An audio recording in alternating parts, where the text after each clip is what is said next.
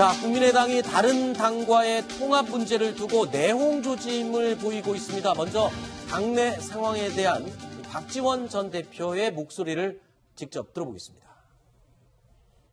일부 의원들이 바른정당과 통합을 하자 이런 얘기가 나와요. 동교동계가 아닙니다. 바른정당과 통합한다고 하면은 민주당과 하는 것이 낫다 하는 것이 와전됐는데.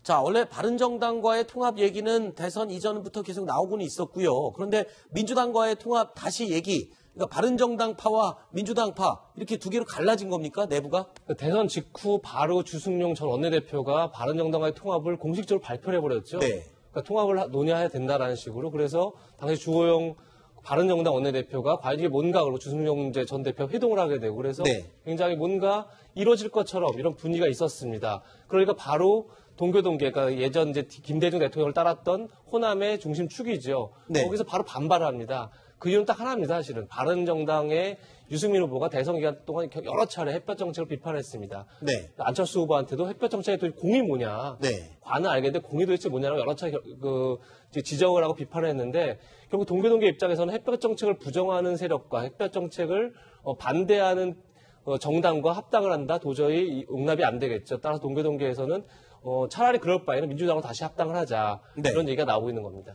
그런데 이 안철수 전 대표 입장에서는 다른 건 몰라도 민주당, 사실 민주당에서 뛰쳐나온 사람 아닙니까? 그런데 민주당과 통합 얘기 제일 받아들일 수 없는 사람이 안철수 전 대표일 것 같아요. 그렇죠. 안철수 전 대표 입장에서 보면 말씀하신 대로 민주당에서 내가 뛰어나와서 새정치를 위해서 국민에다가 창당을 했는데 네. 지금 상황 변화가 없는데 내가 낙선하고 민주당이 집권 여당이 됐다고 해서 거기 들어가는 게 나의 명분에 맞느냐는 게 하나 있고 네. 또 하나는 실리적인 측면인데 안철수 전 대표 그렇게 얘기했습니다. 5년 후에 50% 넘는 지지를 받는 사람이 되겠다. 네. 그래서 다시 도전한다는 얘기가 아니었습니까? 그렇죠.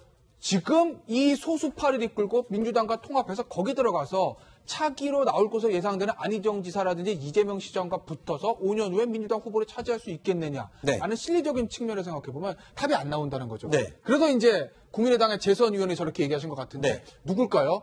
대충 저는 짐작할 글쎄요. 가능성이 있습니다. 통합에 통합하는 게 맞다고 국민의당의 보고. 재선위원 몇 분 없는데 그중에서 안철수 의원 측근 찾으면 대충 나오지 않겠습니까? 네. 예.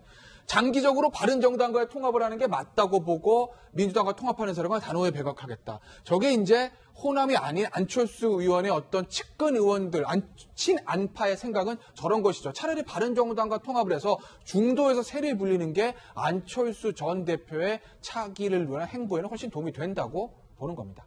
네.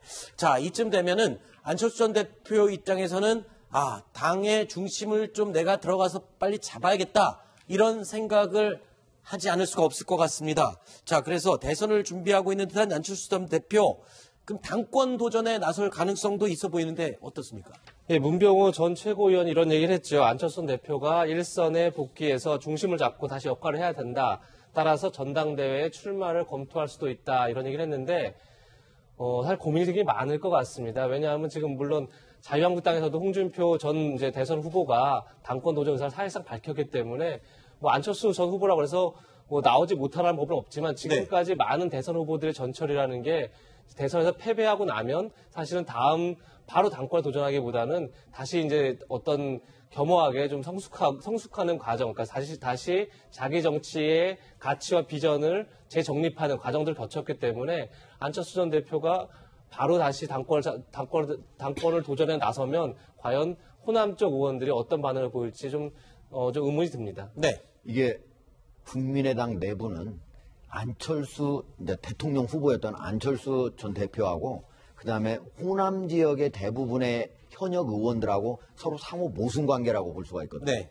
왜냐면은 안철수 전 대표 같은 경우에는 이 자리에서 반드시 5년 동안 잘 견뎠다가 네. 다음에 대통령 후보로 나와서 대통령에 당선되는 게 목표잖아요. 네. 그런데 호남 지역의 대부분의 그 의원들은 다음에도 다시 국회의원에 당선되는 게 최고의 목표예요. 그렇겠죠. 예. 그런데 지금 현재 국민의당과 그다음에 더불어민주당에서 하고 있는 그런 전체적인 정책, 문재인 정부의 새로운 정책을 보면은 최근에 문재인 대통령의 지지율이 호남에서 무려 94%까지 올라갔습니다. 네.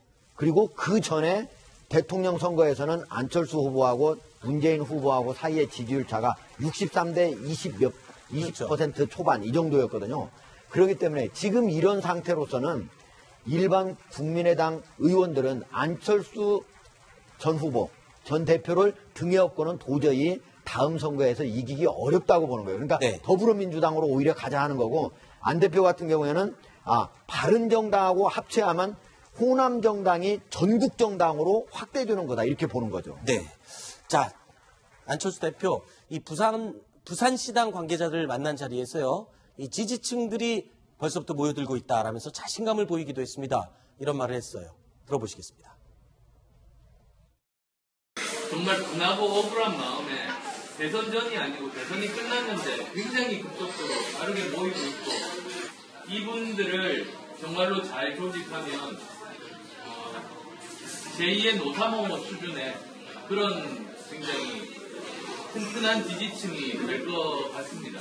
지금까지 5년간 처음 보는 현상입니다. 그래서 아마 굉장히 많은 또 당원들이 전국적으로 가입할 가능성이 있습니다.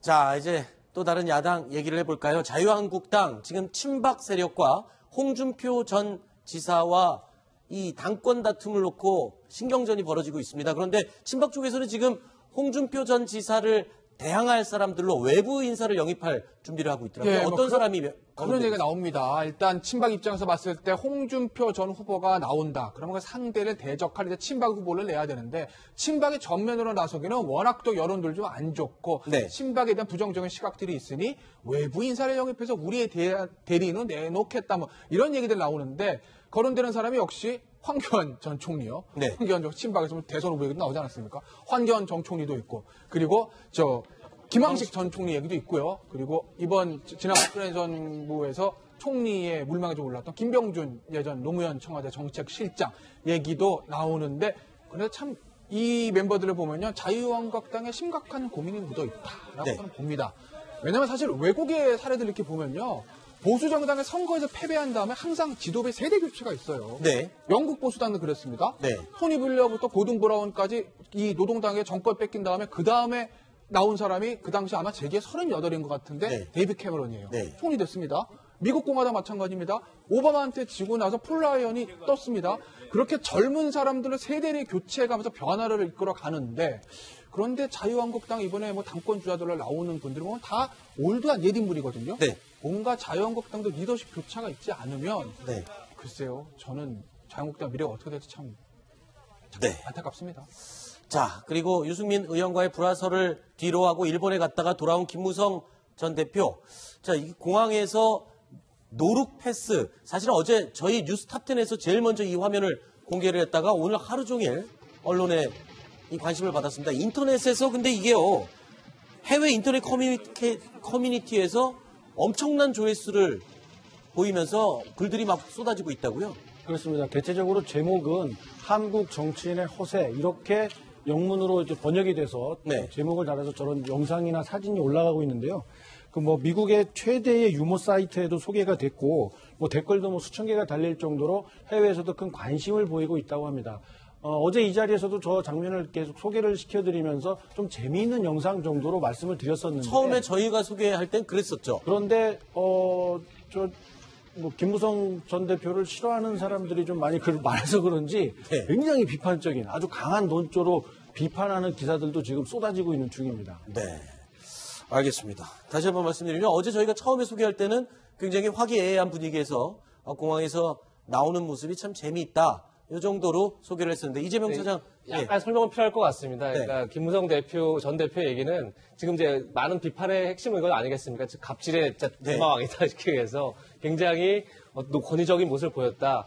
그러니까 비서진을 보지도 않고 그냥 가방을 던지는 듯한 모습이었는데 김무성 대표의 측의 설명은 이렇습니다. 나오기 전에 이미 기자들이 밖에 서 있다는 걸 알고 있었습니다. 네. 그래서 기자들의 일문일답을 해야겠다라고 생각을 해서 나오니까 비서진이 보였고 그래서 그냥 이제 가방을 넘기고 바로 기자들에게 갔다 이제 이런 이제 해명인데요. 네. 좀 너무 그러니까 영상이 바로 보지 않는 것만 나오기 때문에 그러니까 나와서 문이 열리자마자 영상만 보이기 때문에 굉장히 좀 권위적인 모습으로 그렇게 네. 비치는 것 측면도 있다. 한 가지 더 뭐 변명 아닌 변명을 대신해 주자면 이 또 다른 국회의원들 출국할 때는 직접 저렇게 캐리어 들고 가는 사람들은 화면에 거의 찾을 수가 거의 없거든요. 드물죠. 그러니까 캐리어를 직접 갖고 왔다는 것도 어떻게 보면 또 이례적이다. 이렇게 제가 대신 변론을 해드리겠습니다. 자, 뉴스탑10은 이렇게 친절합니다. 자, 뉴스탑10 다음 순위 내용 확인해 보겠습니다.